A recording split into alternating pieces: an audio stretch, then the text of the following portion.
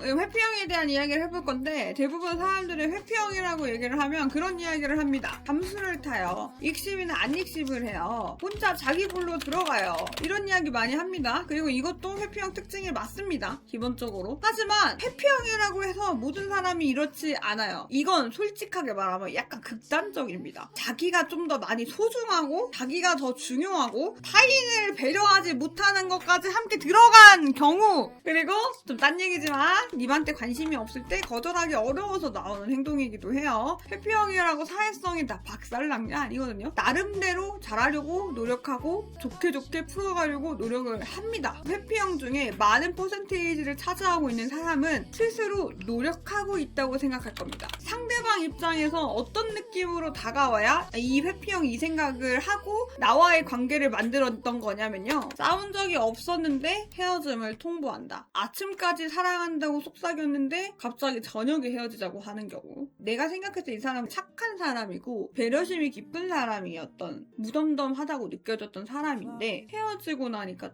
너무 다른 사람 같은 거예요. 이 사람이 불현듯 돌변을 했어. 내가 알던 사람이 아니야 라고 느껴졌을 때 여러분들은 회피형을 만났을 확률이 대체적으로 높습니다. 제가 알려드릴 수 있는 이유는 저는 회피형이기 때문이에요. 그리고 노력하는 회피형입니다. 회피를 하지 않으려고요. 인생이 회피만 해서 되는 게 없잖아요.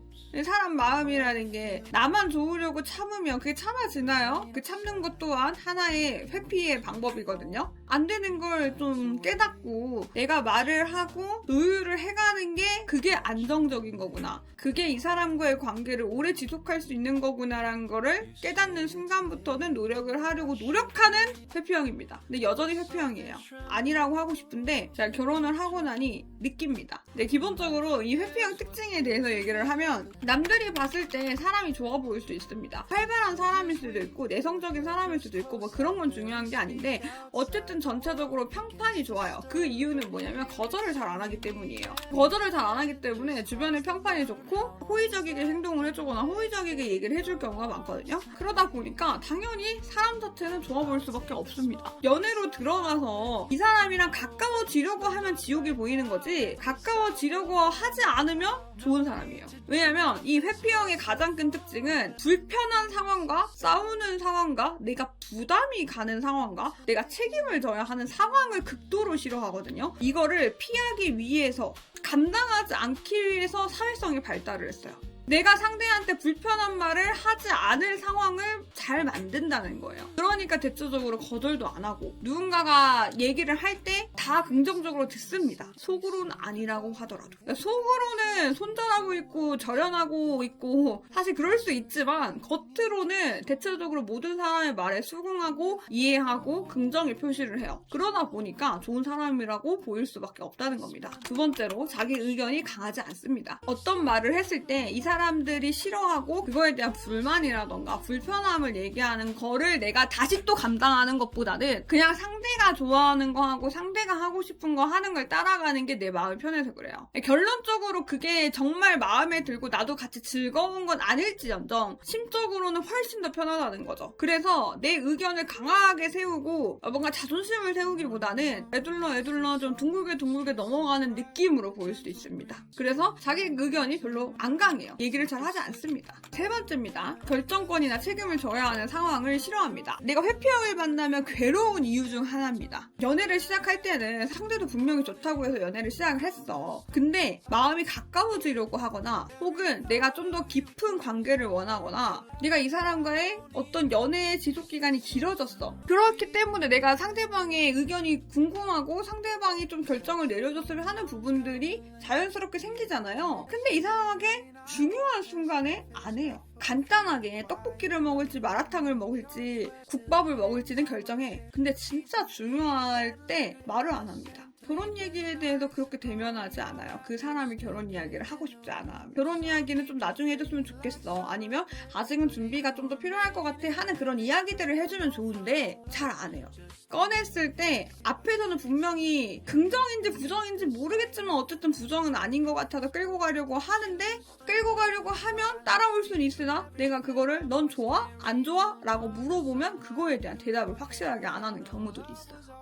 네 번째입니다. 끝까지 결론 내야 하는 상황을 선호하지 않아요. 그래서 잘 보면은 이 회피형분들 중에서는 썸 타다 끝나거나 헤어짐을 이야기를 할 때 이 헤어짐이 완벽하게 우리가 끝났다라는 느낌을 안 주는 경우들이 있어요. 예쁜 말로 포장을 할 수도 있고요. 엄청 돌려서 이야기를 할 수도 있고요. 근데 그 모든 말을 애매모호하게 예쁘게 표현해요. 솔직히 그냥 잠수 타면 포기할 수 있잖아요. 그 정도의 극단적인 상황이라면. 근데 보통의 회피형 분들은 결론을 안 지어. 확실하게 얘기를 안 해요. 다섯 번째입니다. 이게 가장 고질병인데 사람에 대한 믿음이 없는 편이라 곁을 잘 안 줘요. 그래서 시작이 어렵거나 사귀고 있는데도 뭔가 깊어지지 않다라는 느낌을 받을 수 있어요. 사실 내가 예민한 사람이 아니면 몰라요. 그 마음이나 감정에 대한 교류를 하고 있다고 생각을 하거든요. 그래서 모르는데 혹시나 내가 이 감정에 대한 예민함을 가지고 있는 분이라면 회피형을 만났을 때 벽이 있다고 해서 느껴져요. 연애 기간이 길어지면 괜찮아질 거라고 생각했던 그 벽이 허물기가 생각보다 힘들어요. 그 애착 유형이라는 게 안정형을 제외하고는 어느 정도 마음의 결핍이라던가 고쳐야 되는 부분이 존재를 하기 때문에 안 좋은 형들이 나오는 거거든요. 이 회피형 같은 경우에는 이게 자기 방어 기제입니다. 이거를 알면 그 위의 모든 행동이 다 이해가 된다는 거죠. 내가 마음을 주고 이 사람에게 진지하게 이야기를 했을 때 이 사람이 떠날 거라고 생각하는 게 좀 기저에 깔려 있어요. 내가 속으로 말하는 것들을 다 드러내는 그 순간에는 이 사람이 떠날 거라고, 내 있는 모습을 그대로 사랑할 거라고 생각하지 않습니다.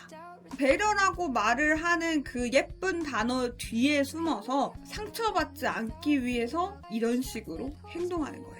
사람에 대한 믿음이 없어서 곁을 안 주잖아요? 그러다가 진짜 사랑하게 되는 사람이 있으면 사실 다 주긴 해. 그건 어쩔 수 없지. 인간이다 보니까. 거기까지 가기가 어렵고 결국 내가 마음을 주면 이 사람은 그걸 당연하게 생각을 할 거고 어느 순간 나를 떠날 거고 하는 그 두려움에 이 마음이 가기 전에 연을 끊습니다. 이렇다는 이야기는 가볍게 만났을 때는 너무나 좋은 사람인데 이 사람의 내면이나 이 사람의 마음속에 깊이 들어가려고 하면 거절한다는 거예요. 불편하고 싶지 않고 싸우는 거 싫고 괜히 부스러기 만들고 싶지 않아 하고 그러니까 나를 불편하게 만드는 그 상황을 대체적으로 대면하지 않는 사람들이 회피형에 가깝습니다. 근데 우리 살면서 이거 다 대면해야 되거든요.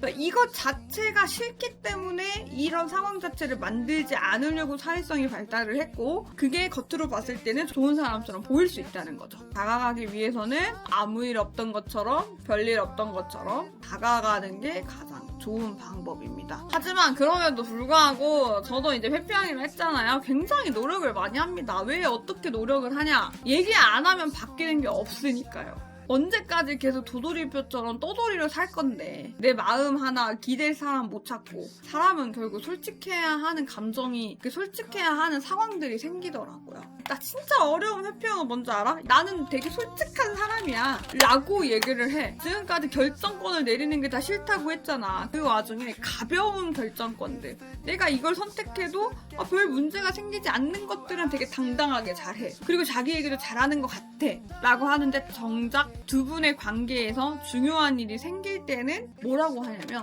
내가 맞아 미안해 내가 그 생각을 못했다 라고만 합니다. 이 얘기가 무슨 얘기냐면 우리가 의견 조율을 해야 하고 우리가 맞춰가야 하는 그 상황에서 자기의 불만이라던가 내가 원하는 상황이라던가 나는 사실 이렇게 생각했어 라는 걸 말을 안 합니다. 이 상황을 어떻게 모면을 하냐면 상대방이 화가 났잖아요? 불편하다고 얘기하고 있어. 잘 듣습니다. 그래, 그랬구나. 내가 그 생각 못했네. 미안해. 자기 얘기 안 합니다. 이렇게 얘기를 하면 상대방 입장에서는 당연히 우리가 싸움이 끝났다고 생각을 하잖아. 우리 대화를 잘했다고 생각을 할 수밖에 없거든? 근데 여기서 쌓여. 왜 쌓이냐? 난 내 불만 얘기 안 했잖아. 그러니까 그게 쌓이는 거야. 분명히 잘 풀었다고 생각했던 부분이 있는데 그게 이별이 되는 거예요. 이거를 파악을 잘하는 분은 그래서 너 마음은 어떤데? 라고까지 물어봅니다. 근데 보통 여기까지 안 가 사람들이. 내가 이 친구가 말을 안 하는 걸 알아. 분명히 속에 쌓아놓은 걸 아니까 내가 들어야겠어. 내 마음을 이해해줘서 고마운데 너는 어떤데? 라고 물어봐야 되는 거예요. 근데 물어봤을 때 상대방이 아니야 그냥 너 이야기 들으니까 나도 잘 이해했어 내 얘기는 안 하고 이 초점을 당신한테만 두고 있잖아요. 이거 이별하는 겁니다. 이런 이야기를 할 때 기다려주는 게 좀 필요하다는 거야. 나 네가 어떤 이야기를 해도 이상하게 생각하지 않을 거고 변하지 않을 거고 나 그냥 있는 그대로 너한테 들을 테니까 이야기해줘. 약간 요 수준까지 가야 상대방이 입을 열지 말지 속마음을 말할지 말지 고민을 하는 겁니다. 그래서 회피형이 어려운 거예요. 우리의 싸움이 내 얘기만 했는지, 상대가 미안하다고 해서 풀렸고 거기서 대화가 끝났는지, 내가 상대방이 어떤 감정을 가지고 싸우게 됐는지 혹은 싸우게 됐을 때 어떤 감정이 들었는지를 물어는 봤는지, 그래야 내가 회피형을 조금 더 이해할 수 있어요. 예민하고 싶지 않아서 예민할 수밖에 없는 상황을 피하는 거거든요? 근데 그렇다는 얘기는 뭐야? 예민하다는 얘기야, 이 사람들이. 그래서 뭔데? 왜 말을 안 하는데? 얘기를 해야 할 거 아니야! 라고 하면 절대 얘기하지 않습니다. 회피형을 만났을 때가 힘든 이유는 연애를 하면서 사람이 좋다고 생각했고 분명히 관계가 너무 행복하다고 생각했는데 그게 끝이 이별이었다는 것. 그리고 그 이유를 도저히 알 수가 없다는 것. 이게 사람을 미치게 하는 거예요. 그래서 회피형이라고 해서 막 연애 오래 못하고 절대 그러지 않아요. 연애 잘합니다. 단지 내가 조금 더 심도 있게 이 사람의 상태를 지켜볼 필요는 있다. 너무 예뻐 자꾸 보게 돼 네 눈, 코, 입부터 목소리, 눈웃음까지 심장이 나대 볼 때마다 너무 짜릿해